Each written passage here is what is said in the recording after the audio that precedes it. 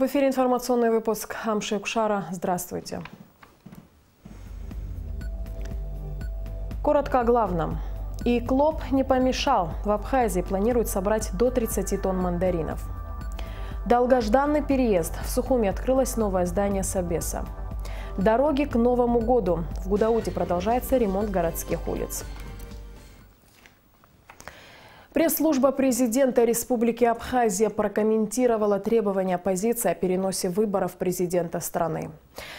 На состоявшемся 30 октября собрании общественности, проведенном по инициативе оппозиции, вновь звучала знакомая риторика в адрес руководства страны.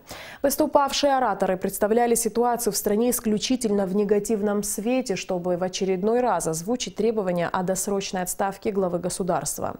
Обвиняя президента в неспособности эффективно осуществлять свои полномочия, отсутствие общественного порядка и несоблюдение законов, сами же лидеры оппозиции допускают возможность протестных действий и акций неповиновения. Озвучиваемые требования о досрочной отставке и досрочных выборах противоречат Конституции и выборному законодательству. Подобная постановка вопроса и попытки форсировать события никак не могут способствовать общественно-политическому согласию в стране, подчеркивает пресс-служба администрации президента. Предвыборная кампания, которая стартует в сроки, определенные конституционными нормами, не может отразиться на курортном сезоне, так как выборы президента – это неизбежный политический процесс любого демократического государства, не зависящий от времени года, отмечается в комментарии. Пресс-служба президента напоминает, что выборы президента в 2011 и 2014 годах, а также инициированный отдельными оппозиционными силами референдум проводились в летний период и не сказались на курортном сезоне. Президент неоднократно заявлял о необходимости всем политическим силам страны действовать в строгом соответствии с Конституцией и действующим законодательством, подчеркивается в комментарии пресс-службы главы государства. Буквально через 10 дней в Абхазии начнется сбор урожая мандаринов. По предварительным данным планируется собрать порядка 30 тысяч тонн цитрусовых. И это очень хороший показатель. Алика Травш продолжит тему. Мандарины в Абхазии – одна из главных сельскохозяйственных культур. Почти все собранные цитрусовые идут на экспорт, как правило, в Россию, где станут вкусным украшением каждого новогоднего стола. Уже сейчас все цитрусовые плантации покрыты маленькими оранжевыми солнышками. Традиционно в Абхазии цитрусовый сезон начинается в конце октября, в период созревания так называемых карликовых сортов. А уже с 10 ноября начнется массовый сбор. Но уже сейчас можно сказать, что в нынешнем году урожай будет хороший и вкусный. Несмотря на то, что мраморный клоп нанес большой ущерб сельскохозяйственным культурам нашей страны, по предварительным данным в текущем году планируется собрать до 30 тысяч тонн мандарин. И в прошлом году мраморный клоп, конечно, большой ущерб был нанесен, и в этом году. Но в этом году мы проводили очень активную такую большую работу в борьбе с мраморным клопом. И это, видимо, тоже отразилось на результат, тот, который мы сегодня имеем по цитрусовым. Это неплохой объем. И самое важное, что сам урожай, во-первых, не маленький, по нашим расчетам около 30-35 тысяч тонн. Во всех районах в основном все качество плодов очень такое хорошее, которое будет иметь большой спрос на российском рынке. В Абхазии произрастает несколько сортов мандарин. Самые распространенные – это уншу и карликовые. На одной из цитрусовых плантаций Сухумского района уже завершился сбор пробного урожая карликового сорта мандарин. И буквально несколько дней назад приступили к сбору уншу. На деревьях много плодов, и все они как на подбор. Сборщики аккуратно срезают плоды и сортируют по ящикам. Уже совсем скоро они окажутся на российских прилавках. Таможенные правила для экспортеров цитрусовых остаются прежними. Чтобы вывести мандарины в Россию, необходимо иметь при себе особый пакет документов. Таможенная декларация, карантинный сертификат, товарно-транспортные накладные. С середины октября по настоящее время из Абхазии уже вывезено порядка 112 тонн мандарин. С середины ноября, когда начнется массовый такой сбор урожая, мы будем наблюдать большие показатели. И в ноябре это будет в сутки вывозиться порядка 300-400 килограммов. В декабре, конечно, объем увеличится, и в пиковой нагрузке мы будем наблюдать вывоз цитруса в сутки от 800 до 1000 тонн. Беспошлинный вывоз в Российскую Федерацию составляет 50 килограмм, не более. Все остальное это уже считается как торговый оборот, естественно, с обложением необходимых таможенных платежей. С нашей стороны, по нашему экспортному таможенному тарифу, пошлина отсутствует, это уже 8-й год. Вот. Что касается российской стороны, это так называемый налог на добавленную стоимость, он составляет 18% от стоимости товара. Уже совсем скоро наступит пиковый сезон сбора урожая цитрусовых. И главная задача крупных, а также мелких хозяйств – собрать и отправить мандарины до потребителя вовремя и без потерь. Аля Катрапш, Степан Мартиросян, Абхазское телевидение. Вице-премьер Республики Абхазия Стамур Кецба провел выездное рабочее совещание на КПП ПСО, посвященное вопросу усиления мер экономической безопасности. В совещании приняли участие представители межведомственной рабочей группы, созданной распоряжением премьер-министра Валерия Абганба. Участники встречи обсудили способы противодействия коррупции, минимизации и ликвидации последствий правонарушений, меры по противодействию контрабанде. Стамур Кецба отметил необходимость стабилизировать экономическую ситуацию на границе и определить меры по предотвращению незаконного передвижения грузов. Столичный собес начал работать в новом здании. Теперь пенсионеры и люди с ограниченными возможностями развития будут обслуживаться в более комфортных условиях. Сегодня новое здание собеса посетили министр труда, занятости и социального обеспечения Руслан Аджба, глава администрации города Сухум Адгур Харази. А руководитель АИС Алхаст Хагушев назвал это событие хорошим примером взаимодействия власти и общества. Подробности в материале Ренаты Шакая. Управление расположено на первом этаже здания. Здесь нет высоких лестниц. Предусмотрены пандусы, широкие дверные проемы без порогов.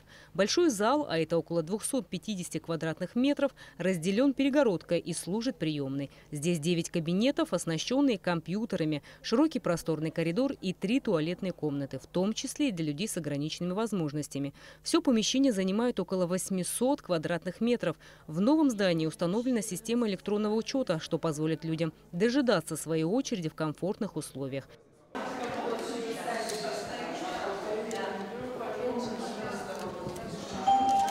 Клиент 15, пройдите к окну 7.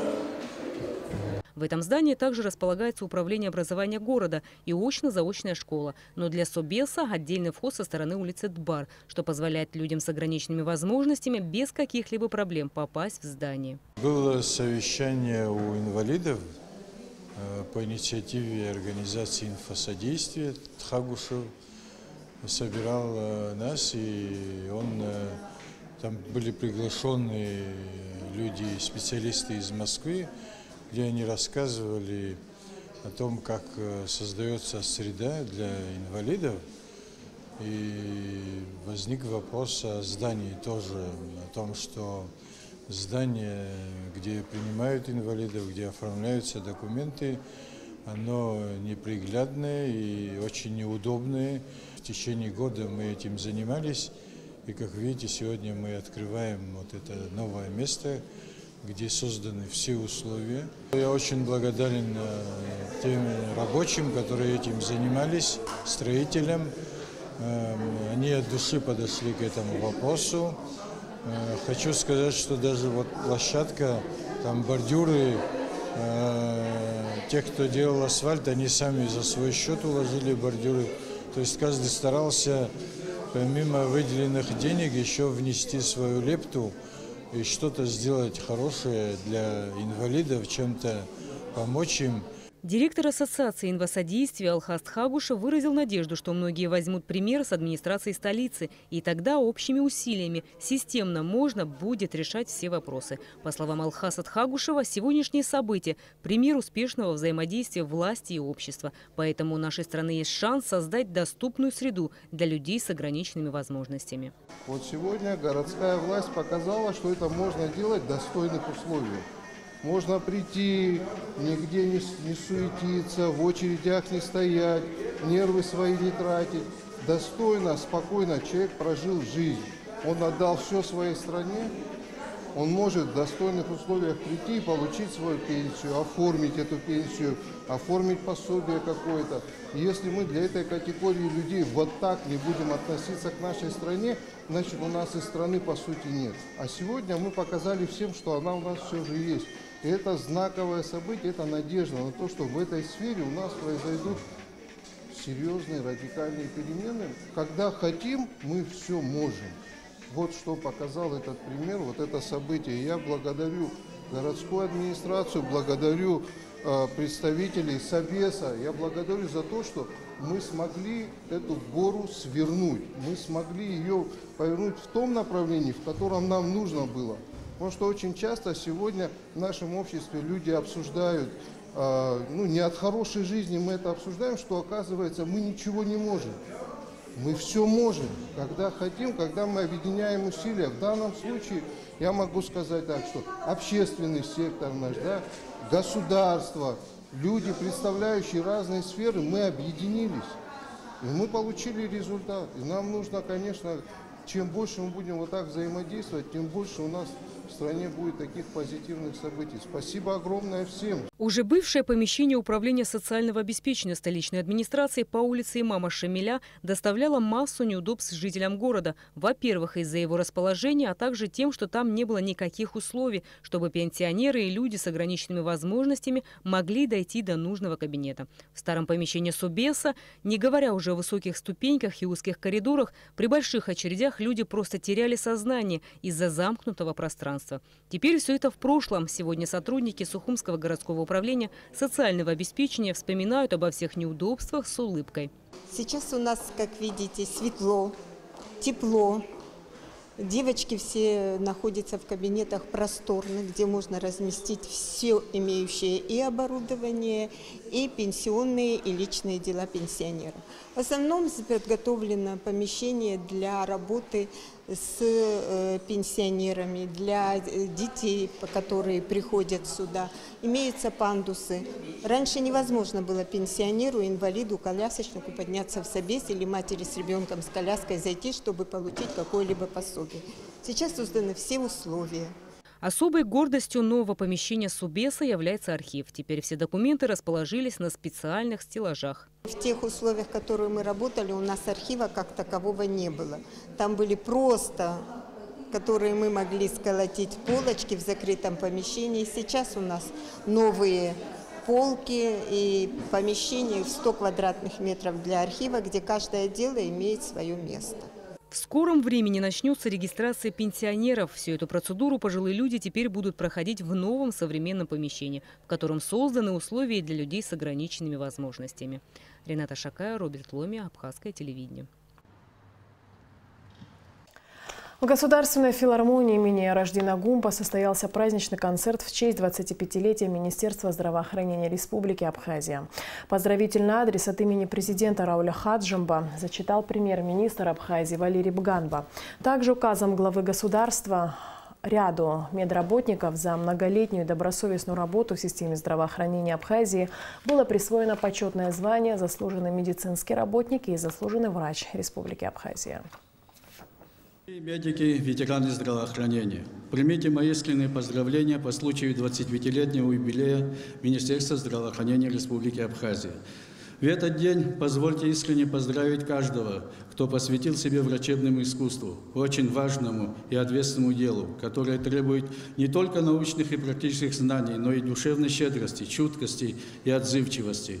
Граждане нашей страны высоко ценят ваше преданное служение охране их здоровья. В год 25-летия победы в Отечественной войне народа Абхазии хочу особо отметить медиков-ветеранов, которые в судьбоносное для Абхазии время героически оказывали помощь всем пострадавшим, выполняя свой долг перед Отечеством. Сегодня в медицинских учреждениях нашей страны работают высококвалифицированные специалисты, обладающие необходимыми знаниями и большим опытом. Бок о бок с ними делают свои первые шаги новое поколение врачей, получивших свое современное образование. Важно отметить тот факт, что старшее поколение врачей делится своим опытом с молодым поколением. Это позволяет нашей медицине динамично развиваться, сохраняя при этом преемственность поколений. Убежден, что профессионализм и опыт, готовность прийти на помощь позволит нам и впредь выполнять свою работу с полной самоотдачей, содействовать эффективной реализации общенациональных приоритетов в сфере здравоохранения. Желаю вам дальнейших успехов в вашем благородном труде, а вашим близким, всем гражданам нашей страны здоровья и долголетия. Президент Республики Абхазия Рауль Хаджимба. Наш следующий сюжет посвящен городу Гудаута. Как обстоят дела с ремонтом дорог в городе и на каком этапе строительной работы. Районная администрация заверила нас, все работы будут завершены до конца года. Репортаж Сарисмар. Дорожные работы на нескольких улицах города Гудауты уже завершены. Канализационные трубы и ливневые стоки приведены в порядок, асфальт уложен, бордюры установлены. На данный момент работы продолжаются по улице Ардзенба. После замены главного водопровода на этом участке дороги рабочие приступят к укладке асфальта. Сейчас работы на этом отрезке улицы только на начальном этапе. Рабочая бригада расчищает территорию и проводит необходимые работы для замены водопровода.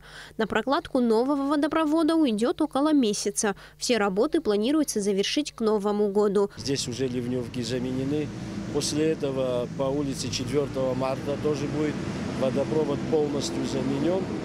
После этого мы думаем, надеемся, если погода даст, что до конца этого года начнутся по асфальтированию этих улиц, и думаю, что успеют сделать. Не так давно в центре города были асфальтированы две улицы – Дзинзария и проспект Аяйра. На ремонт только одной улицы ушло порядка 20 миллионов рублей из средств инвестпрограммы.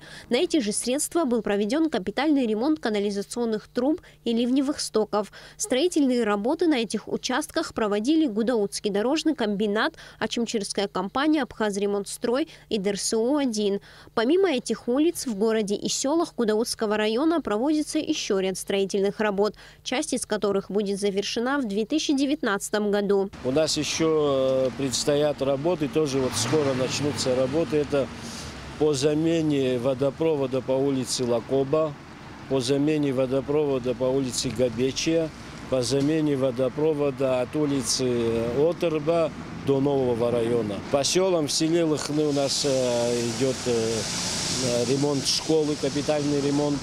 Потом идет строительство водопровода от Дурипша до источника до Хапсты и от Дурипша до шеститысячника резервуара к городу. Эти работы тоже идут. Жители улицы 4 марта часто сетуют на то, что их дома сильно затапливает во время дождей. Однако предполагаемый ремонт дороги, в особенности замена старых и засоренных ливневок на новые, должен избавить людей от этой проблемы. В нашем промежутке, именно где мы живем, по улице 4 марта, там у нас проблема с оттоком воды.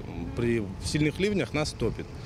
Вот. И, то есть именно этот отрезок улицы почему-то в смете не был включен. Прокладка асфальта там будет, асфальт будет, но то есть с ливневкой, с канализацией там проблема будет у нас. Мы надеемся, что все-таки это все включится, все это будет сделано, конечно. Мы уже обращались, нам пообещали, что этот вопрос будет рассмотрен в администрации. До Нового года осталось всего 2 месяца. Однако, как заверили нас в администрации Гудаутского района, этого времени хватит, чтобы полностью завершить ремонт на этих улицах. Сарисмар, Тамас Чиковани, Абхазское телевидение. Круглый стол. Роль национальных общин в развитии Республики Абхазия прошел сегодня в Сухуми. Во встрече приняли участие чрезвычайный полномочный посол России в Абхазии Алексей Двинянин, депутаты парламента, представители Общественной палаты республики, журналисты. Круглый стол на данную тему прошел по инициативе посольства России в Абхазии. На Алакове расскажет подробности обсуждения. Участники обсуждения отмечали необходимость активизации национальных общин и культурных центров в общественной, социально-экономической, культурно-образовательной и научной сферах жизни страны. По их мнению, участие национальных общин и центров в жизни государства – важные слагаемые развития самого государства. Я считаю, что очень важно организовать своего рода межнациональный диалог в Республике Абхазия, поскольку да, мы не скрываем, что у каждой из общин есть какие-то свои собственные приоритеты, но самый главный наш общий приоритет – это развитие республики. И уверен, что и власти Республики Абхазия поддержат нас в этом начинании, если мы сможем на базе нынешнего круглого стола организовать какую-то серию, может быть, и посольство Российской Федерации готово внести свой вклад в дело развития межнационального диалога. На встрече отмечалась необходимость укрепления и совершенствования форм взаимодействия национальных общин и центров республики. По мнению участников обсуждения, нужно скоординировать усилия для достижения общественно значимых результатов в различных сферах развития республики.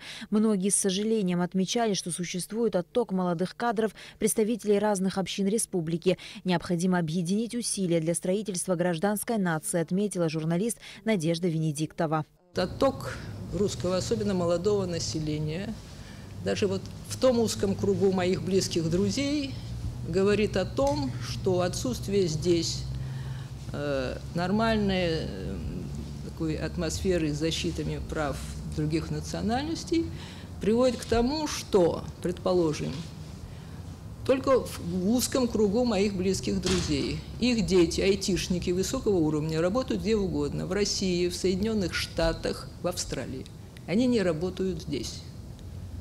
И не собираются сюда возвращаться. Это печальный факт, но достоверный.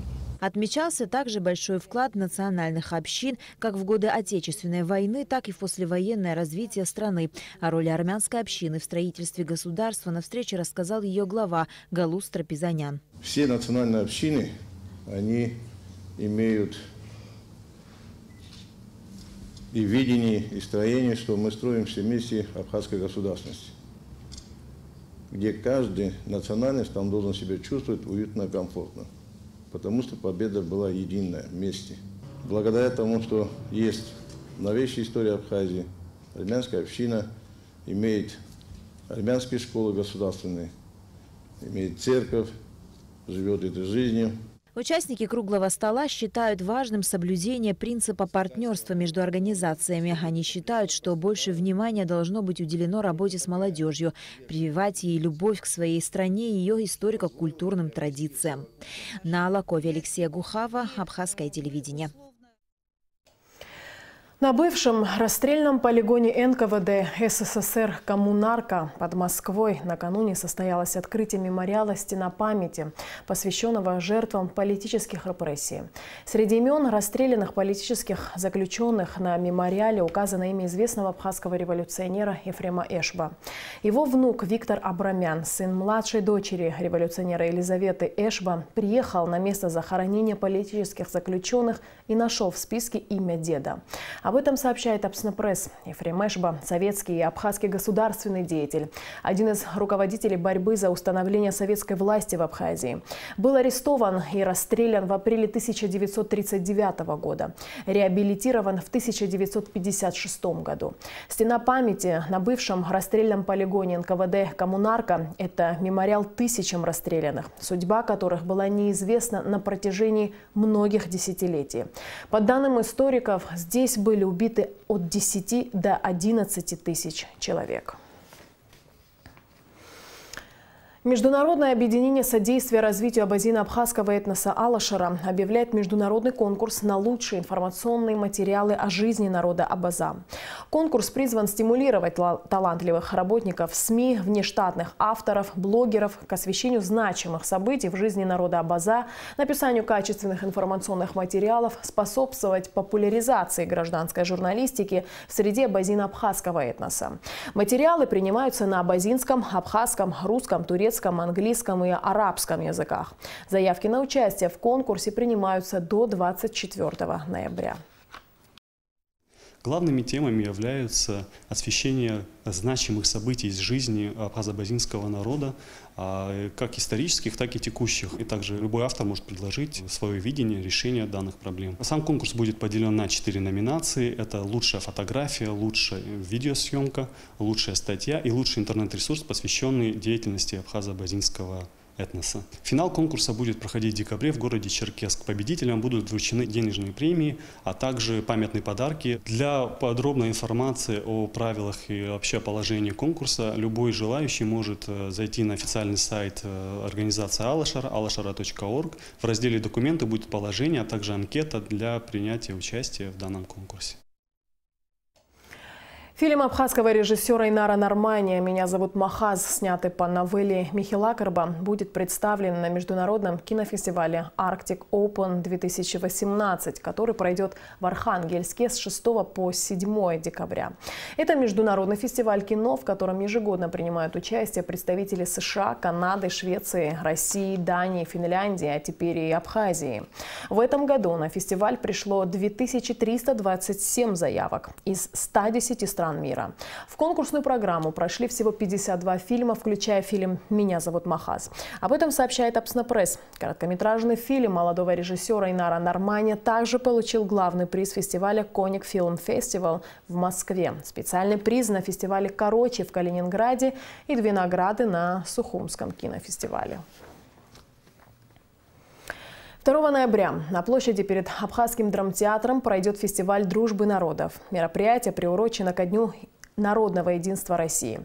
Организаторами мероприятия является представительство Россотрудничества в Абхазии. Фестиваль дружбы народов включает в себя ярмарку «Арт-маркет» и праздничный концерт. В концерте примут участие артисты и коллективы из Абхазии и России. В программе творческие выступления, интерактивные игры и конкурсы на национальную тематику.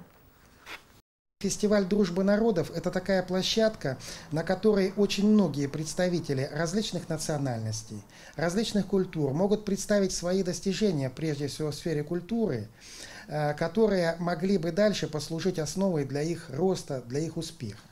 В этом смысле фестиваль дружбы народов – это такая площадка, где различного рода таланты в составе коллективов, в индивидуальном формате будут выступать и в целом будут показывать свои достижения. Кроме того, на этом фестивале предполагается участие ряда представителей артистических коллективов из России. Будут представлены коллективы, отражающие основные национальные культуры республики. В частности, представители армянской общины, представители русских общин, представители, собственно, абхазского народа, ну и ряд других. Символично, что это мероприятие будет проходить на площади перед Абхазским драматическим театром. В этом смысле возникает такая синергия театрального искусства и искусства, которое будет представлено на фестивале дружбы народов.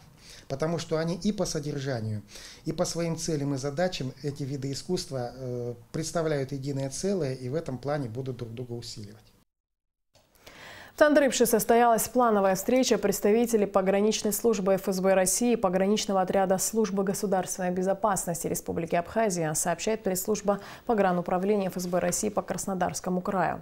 Представители пограничных органов двух стран подвели итоги курортного сезона 2018 года на российско-абхазской границе и дополнительно выработали перспективные меры по созданию благоприятных условий для граждан, следующих через нее. Стороны отметили, что в этом году впервые за всю историю международного трафика на российско-абхазской границе российские пограничники оформили на въезд в Россию и выезд из страны свыше 1 миллиона автомобилей.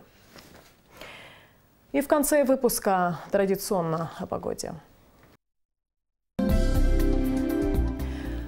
По сообщению Гидрометцентра, завтра в Абхазии ожидается преимущественно ясная погода. Температура воздуха ночью плюс 8-13, днем 18-23 тепла.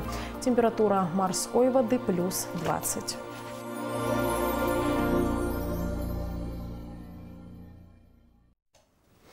На этом наш выпуск завершен. Всего доброго и до встречи в эфире.